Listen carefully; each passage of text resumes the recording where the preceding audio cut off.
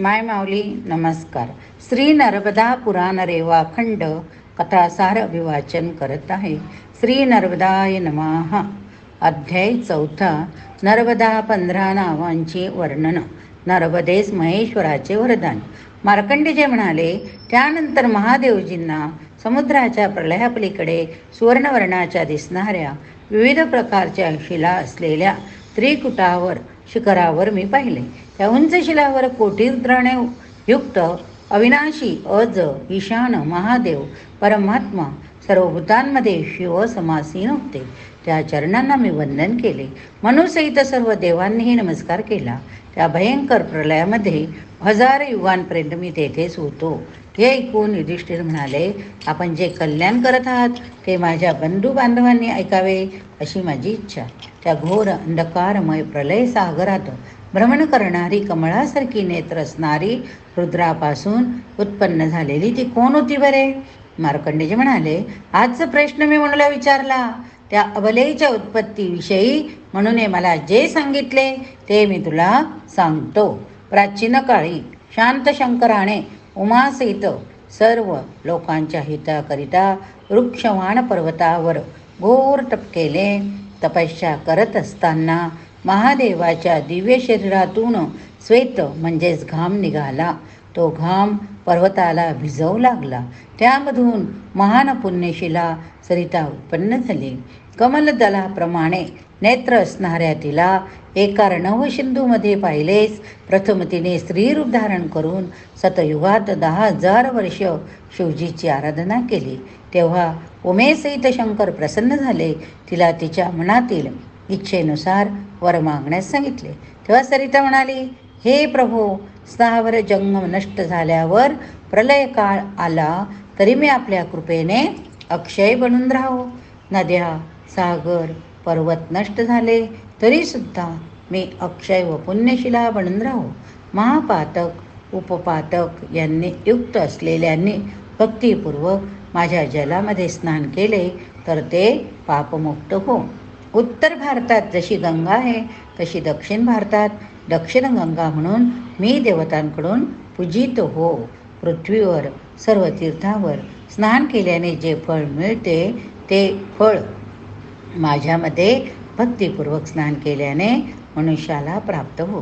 वेद आणि यज्ञामधून जे फळ प्राप्त होते ते माझ्यामध्ये केलेल्या स्नानाने प्राप्त हो, ही माझी इच्छा आहे.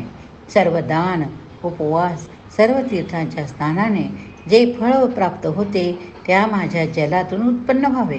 माझ्या तटावर जो मनुष्य महेश्वराची अर्चना करेल त्याला शिवलोक प्राप्त हो. हे महेश्वर, उमेसहित सर्व देवतांसहित माझ्या तटावर नित्य निवास करा.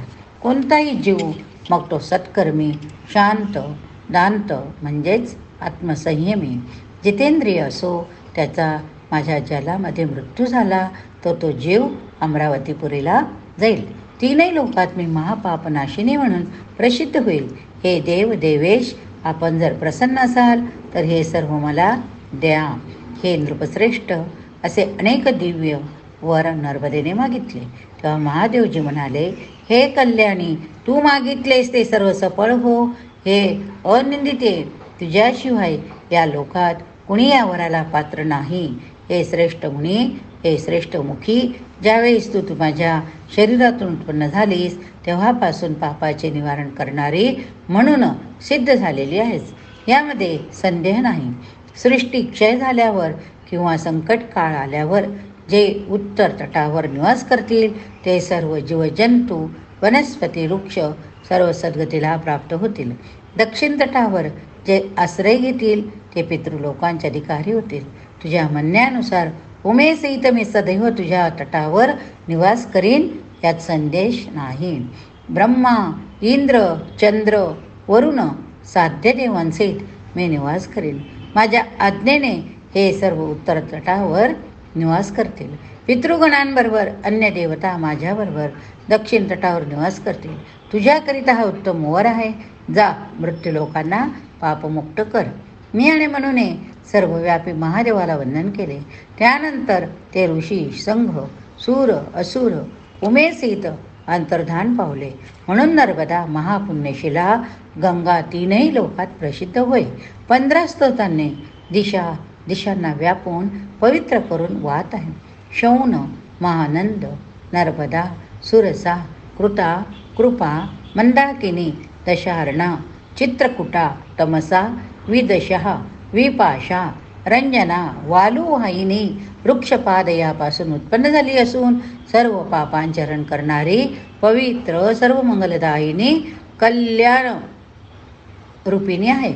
नर्मदा, उमा, रुद्रा, संभुता, चित्रकूटा, त्रिकुटा, रेवा, वृक्षपादसुतः, दशारणा, शांकरी, दक्षिणगंगा, मृन्नंदला, मूरला, इंदुभवा.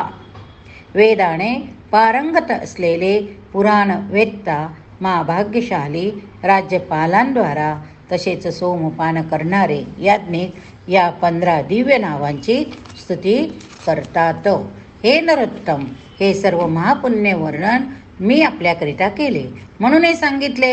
नर्मदाजीच्या उत्पत्तीचे वर्णन माझ्याकरिता पुण्यमय, अत्यंत पवित्र, अतुलनीय आहे. ते भगवान शिवाने गैले. भक्तिपूर्वक जो मनुष्य याचे कीर्तन करेल, प्रातःकाळी उठल्यावर या 15 नावांचे उच्चारण करेल किंवा ऐकेल, तो स्नानाने प्राप्त होणारे सर्व पुण्य प्राप्त करेल. शेवटी सूर्यासमान दिव्य विमानाने मनुष्य शरीर सोडून परमगती प्राप्त करेल. नर्मदा पंचदश नाम वर्णनाचा 4था अध्याय समाप्त झाला. नमामि देवी नर्मदे, नर्मदे हर हर नर्मदे, हर हर नर्मदे, हर हर नर्मदे.